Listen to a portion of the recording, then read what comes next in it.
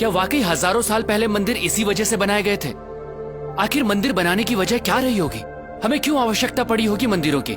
क्यों हमारे इतिहास में ऐसे ऐसे मंदिर बनाए गए जिन्हें बनाने में दशकों लग गए थे?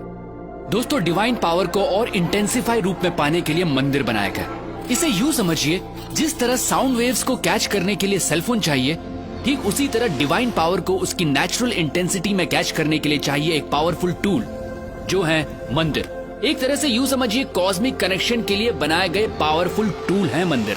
ये एक पॉसिबिलिटी है उस डायमेंशन को छूने की जिससे हम इंसान बने, ये संसार बना, ये ब्रह्मांड बना। और ब्रह्मांड में दूसरे आयामों से कनेक्शन बैठाने के लिए हमारे पूर्वजों ने न सिर्फ मंदिरों में डिवाइन स्ट्रक्चर स्थापित किए, बल्कि उन्हें कॉन्सिक्रेट यानी प्राण प्रतिष्ठित भी किया। प्राण प्रतिष्ठा मतलब मूर्तियों में जान आ जाना नहीं होता है दोस्तों, ये प्राण एनर्जी की तरह प्रतिष्ठित किए जाते हैं। जी हाँ, मूर्तियों को एनर्जाइज किया जाता है, और जब हम उन मूर्तियों के सामने बैठते हैं तो हमें वो एनर्जी महसूस होती है, हमें परेशानी का हल मिलता है, हमारा दुख दूर होता है और हम खुद को भगवान से जोड़ते हैं। ये सिर्फ उन डिवाइन एनर्जीज की वजह से होता है दोस्तों। ये एनर्जी आपका सिस्टम जब कैच करता है तो आपकी एनर्जी बॉडी अलाइंड होती है और आप पॉजिटिव फील करते हैं। जैसे हमें अलग अलग लोगों से पॉजिटिव और नेगेटिव वाइब्स मिलती हैं। देखिए दोस्तों, एनर्जी जो है वो आपके थॉट प्रोसेस से ड्राइव होती है और सामने वाला वही महसूस करता है। ठीक उसी तरह जब हम प्राचीन मंदिरों में जाते हैं तो हमें वहाँ की पॉजिटिव वाइब्स महसूस होती है। अगर आप अपनी एनर्जी के प्रति सेंसिटिव होंगे तो आप ये जरूर महसूस कर पाएंगे। कई मंदिरों की एनर्जी ऐसी होती है कि आप अपने आंसू नहीं रोक पाते, आप इमोशनल हो जाते हैं। हो सकता है आप गिल्ट महसूस करें उस काम के लिए जो आपको गलत लगता है। ऐसी जगह आपको मेल्ट करती हैं, आपको लाइट करती हैं, आपको हल्कापन महसूस कराती हैं।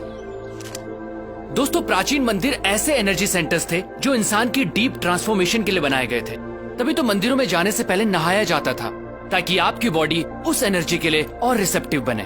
मंदिर कॉस्मोस के साथ अपना कनेक्शन बैठाने की जगह के तौर पर बने थे, जहां आंख बंद करके ब्रह्मांड के आयामों से जुड़ा जाता था।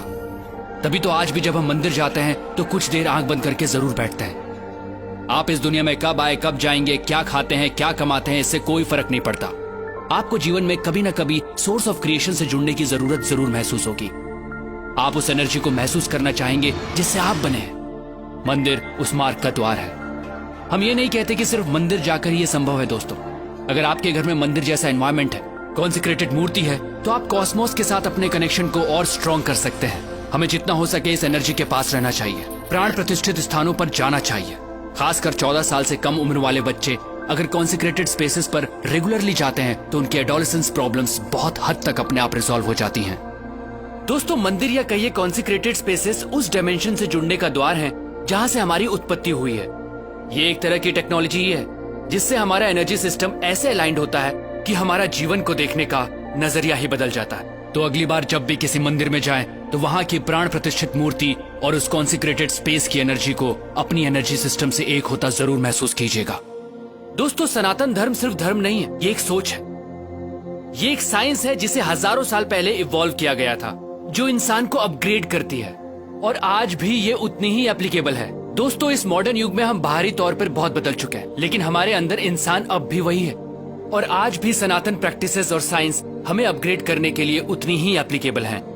सनातन सोच के माध्यम से मैं ऐसी ही चीजें, ऐसी ही साइंस आप तक पहुंचाता रहूंगा। दोस्तों, अगर आपके दिमाग में भी ऐसी ही कुछ प्रैक्टिसेस हैं, साइंस हैं, तो आप मुझसे जरूर शेयर कीजिएगा, क्योंकि हमें लगता है इस वक्त वर्तमान में सनातन सोच की आवश्यकता है, क्योंकि यही हमारा भूत है और यही हमारा भविष्य। प्रणाम।